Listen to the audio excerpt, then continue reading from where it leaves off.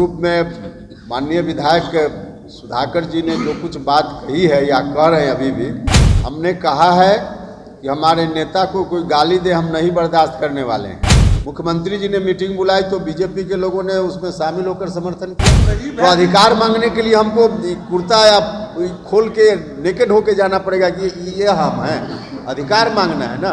दोनों लगा कि स्क्रिप्ट कहीं एक ही जगह से लिखा गया हो, ऐसा मैंने महसूस किया है। जिस तरह से आरजेडी विधायक सुधाकर सिंह ने मुख्यमंत्री को शिखंडी बताया था, इसको लेकर के उपेंद्र कुशवाहा ने कहा ये सही नहीं है।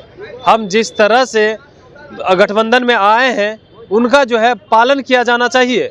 और उन्होंने तमाम जो मामले हैं, चाहे राम मंदिर का मामला हो, उन पे भी उन्होंने कहा है कि जिस तरह से जो है आरजेडी के प्रदेश अध्यक्ष जगदानंद सिंह ये नहीं कहे होंगे, जिस तरह से बीजेपी जो है वो इस पे राजनीति कर रही है उस पे वो कहेंगे।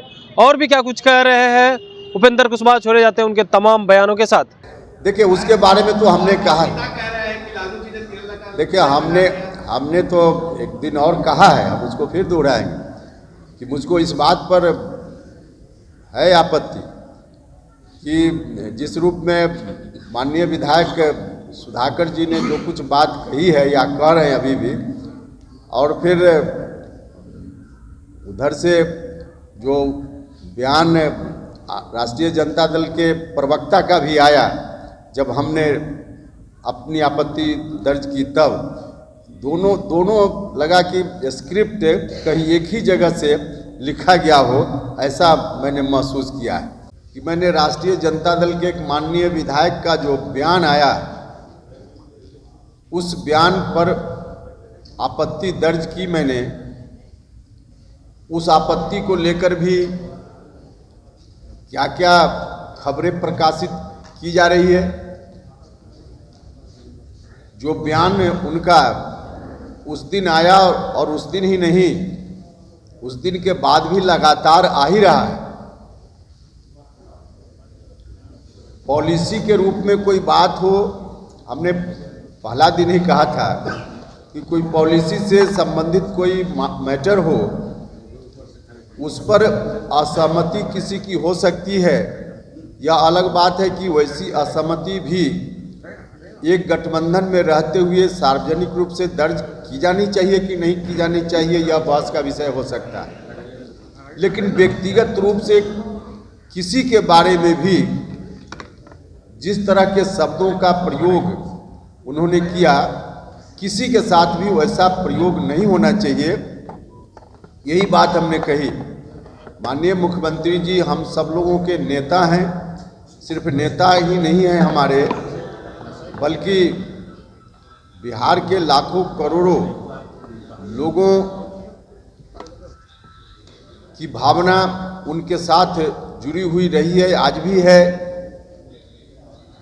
अब उनके बारे में जिस तरह के शब्दों का प्रयोग किया गया है या किया जा रहा है, यह किसी भी तरह से शोभनीय नहीं है, गलत है, आपत्तिजनक है। और मुझको व्यक्तिगत रूप से काफ़ी उनके इस वक्तव्य के कारण मेरा मन आहत हुआ, मुझको दुख पहुंचा। और इसलिए हमने कहा, जिसको हम आज भी दोहरा रहे हैं, कि इस तरह की टिप्पणी, इस तरह के आपत्तिजनक शब्दों का प्रयोग व्यक्तिगत रूप में हमारे नेता के प्रति हो, यह हम नहीं बर्दाश्त करने वाले हैं। यही बात हमने उस दिन भी कही थी और उसके लिए हमने आपत्ति दर्ज कराई है। और इस बात की भी व्याख्या अलग तरीके से की जा रही है। नहीं, देखिए अयोध्या में तो मंदिर भी बन रहा है और मस्जिद भी बनने की बात है। वहाँ दोनों के लिए कोर्ट ने दिशा निर्देश किया। तो मंदिर मस्जिद दोनों, सब जगह, कहीं मंदिर रहे, कहीं मस्जिद रहे, कहीं गिरजाघर रहे, कहीं गुरुद्वारा रहे, यह तो हिंदुस्तान की संस्कृति का हिस्सा है। मोदी ने अभी कहा है कि जगदानंद सिंह के इस बयान पर उन पर सेडिशन का मुकदमा चलना चाहिए, देशद्रोह का मुकदमा चलना चाहिए। अब क्या समझकर उन्होंने क्या कहा, इस पर मेरी क्या टिप्पणी। क्या लगता है जो आंकड़े जब आएंगे उसके बाद फिर से मंडल के बाद राजनीति है वो देखने को मिलेगी आपको? अब देखिए वो तो आने दीजिए पहले रिपोर्ट, उसके बाद में। विजय सिन्हा ने इल्जाम लगाया है कि मुख्यमंत्री जो है वो नफरत फैलाने के लिए ये गणना करा रहे हैं, उन्होंने इल्जाम लगाया। आप बताइए कि उनकी पार्टी ने पार्टी के रूप में किसी स्तर पे विरोध किया क्या? उनसे पूछना चाहिए कि जातीय जनगणना की बात मन से चाहे बेमन से वो अलग विषय है, लेकिन जब मीटिंग हुई, मुख्यमंत्री जी ने मीटिंग बुलाई तो बीजेपी के लोगों ने उसमें शामिल होकर समर्थन किया। जब प्रधानमंत्री जी से इस विषय पर मुख्यमंत्री जी मिलने गए तो बीजेपी के प्रतिनिधि भी वहाँ जाकर कहने गए कि जातीय जनगणना होनी चाहिए।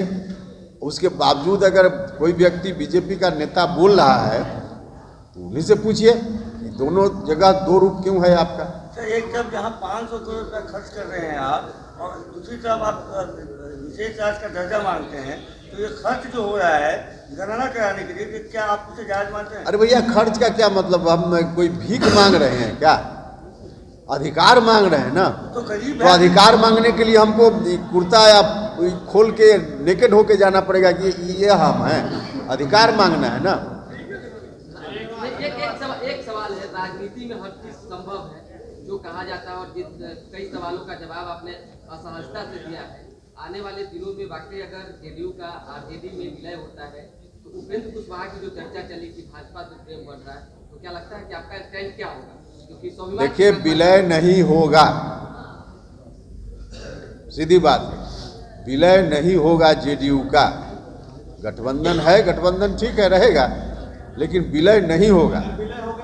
अगर क्यों कह रहे हैं विलय होगा ही नहीं, विलय नहीं होगा। तेजस्वी यादव ने ये कहा कि मेरे और मेरे पिताजी लालू यादव जी के अलावा कोई फैसला नहीं लेगा।